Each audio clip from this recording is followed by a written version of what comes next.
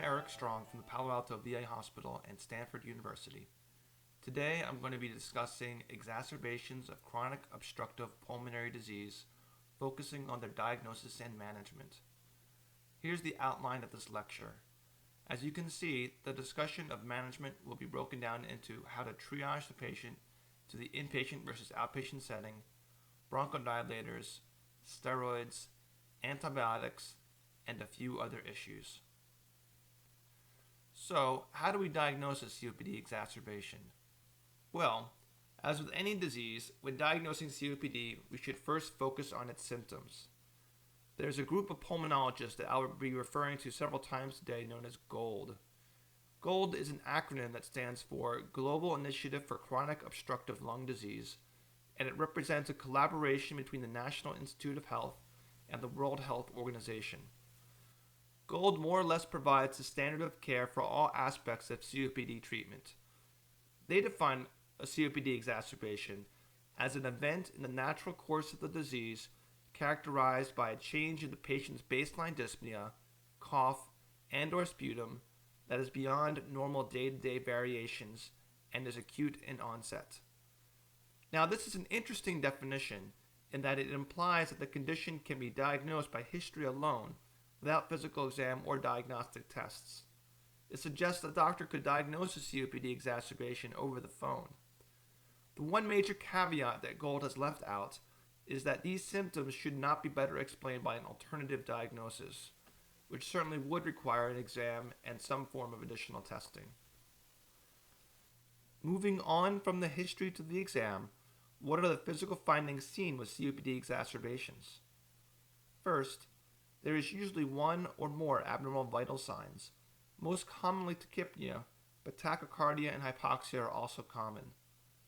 During chest auscultation, you can note wheezing or decreased breath sounds, what some refer to as, quote, poor air movement. Depending on severity, there may be visually obvious use of the accessory muscles of respiration, flaring of the nostrils, or speaking in short sentences. Some patients adopt what is known as the tripod position, in which they sit leaning forward with some of their upper torso's weight supported by their arms. If the exacerbation is very severe, you may see either cyanosis or altered mental status, which can be signs of imminent respiratory failure and usually require emergent intervention. It's always important to ask ourselves, is there any evidence in the literature for any of these signs?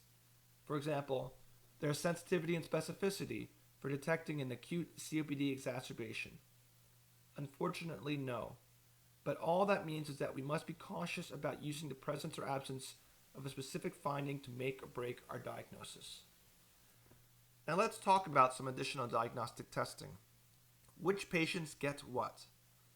So first off, what about a chest x-ray? Everyone. Everyone in whom a diagnosis of a COPD exacerbation is being entertained needs a chest x-ray. Why? Because if you remember, a COPD exacerbation can only be diagnosed if other alternative explanations such as pneumonia have been demonstrated to be less likely. What about an EKG? Once again, everyone, and for the same reason as a chest x-ray. Everything from myocardial ischemia to arrhythmias to pulmonary emboli can be suggested by an EKG and can cause symptoms which can be mistaken for COPD. How about an ABG? I'd say almost every inpatient. In practice, I've found this to be a little contentious, with ER physicians frequently claiming this is unnecessary.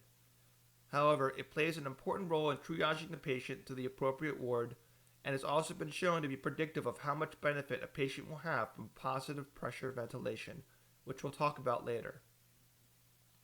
What about PFTs or measures of peak flow? Peak flow measurements are commonly checked during asthma exacerbations. Why not during COPD exacerbations? Well, pretty much everyone advises against this because of the observation that older patients in respiratory distress simply can't adequately comply with the test. Lastly, how about a sputum culture? This is actually quite debated, and I won't take the time to go into the details, but the bottom line is that the only patients who should get a sputum culture are those with risk factors for having an exacerbation triggered by a pseudomonal infection. We'll talk about those specific risk factors later on. One more thing I'm going to include in the discussion of diagnosis is the importance of identifying the trigger for the COPD exacerbation. COPD itself is almost always caused by decades of smoking, but we should also try to identify the specific inciting event for this particular exacerbation. The bacterial pneumonia may account for as many as 50% of all exacerbations, further highlighting the necessity of getting chest x-rays for every patient. Viral infections, specifically rhinovirus and influenza, are also common.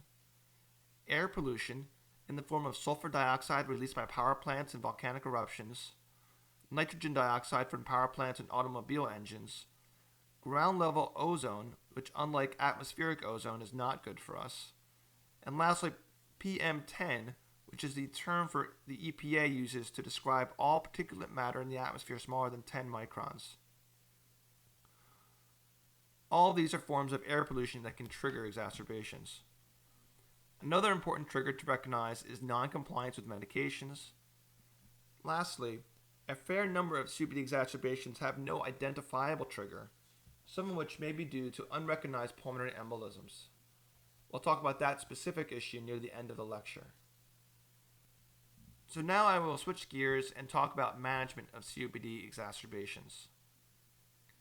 The first management decision is whether to treat the patient as an inpatient or outpatient.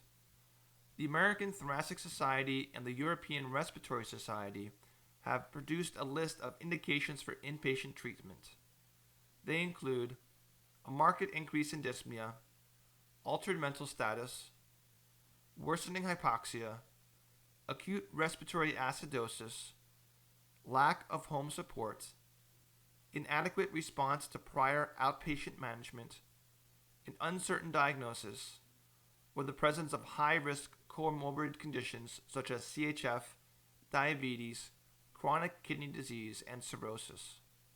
If you think about the typical patient who presents to the ER or urgent care clinic with a COPD exacerbation, you'll quickly conclude that it's the very rare COPD patient who lacks all of these features.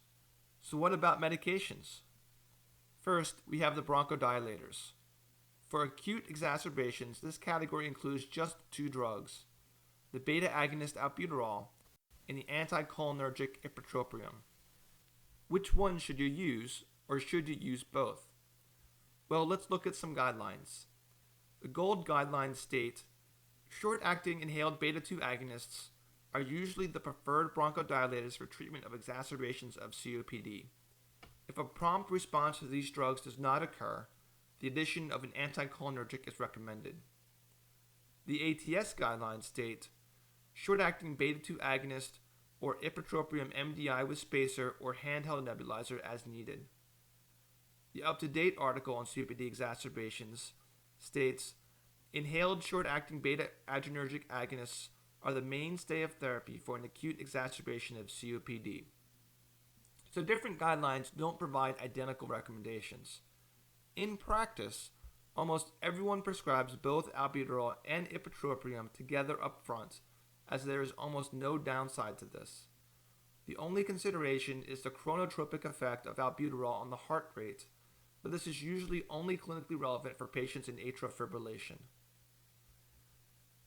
What is the evidence for using bronchodilators in COPD exacerbations? None.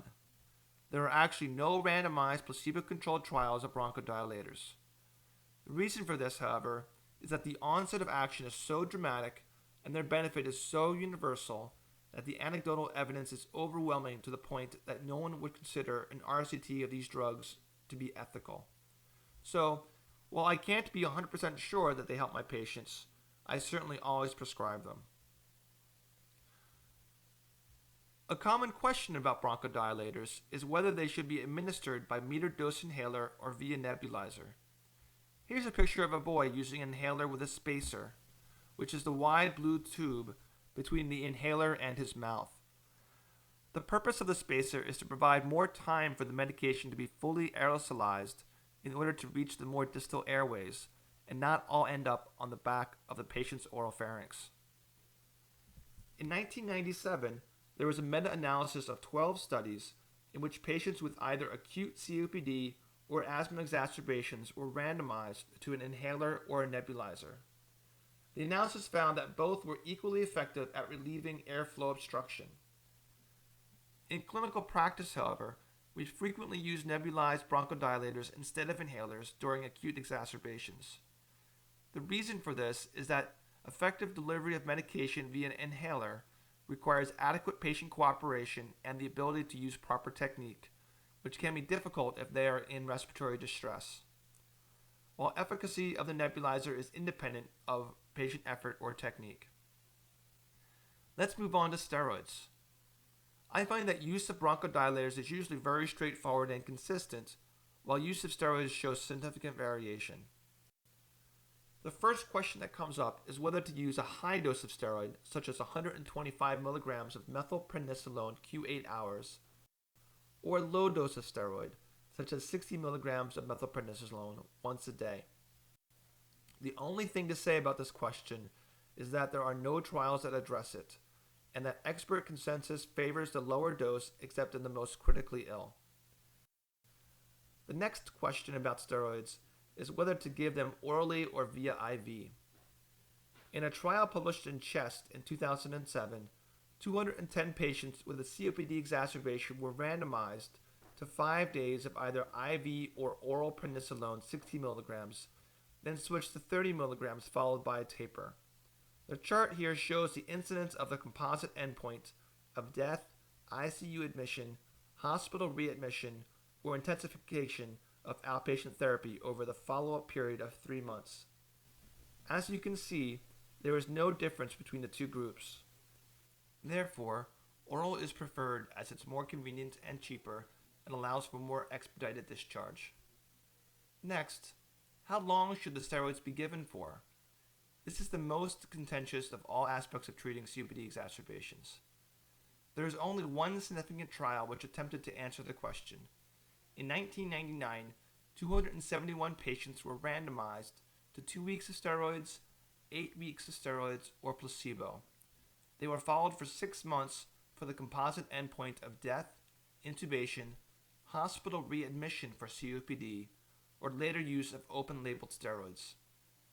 The chart demonstrates that the rate of treatment failure for both the 2-week and 8-week group was statistically the same, and both were significantly better than placebo.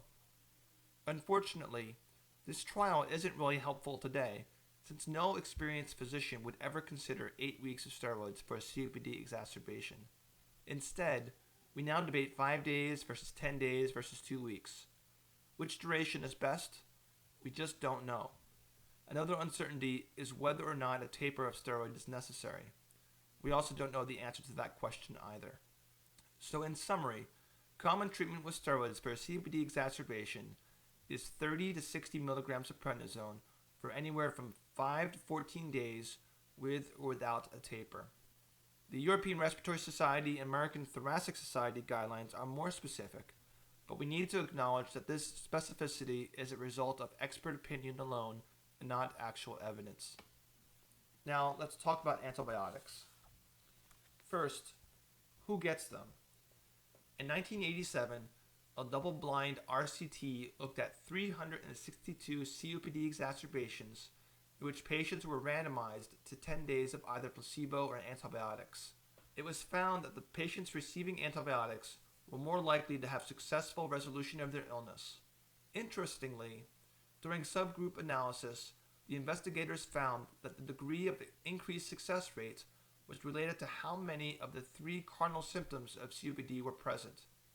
Remember, those 3 cardinal symptoms were dyspnea, cough, and an increased sputum volume or purulence.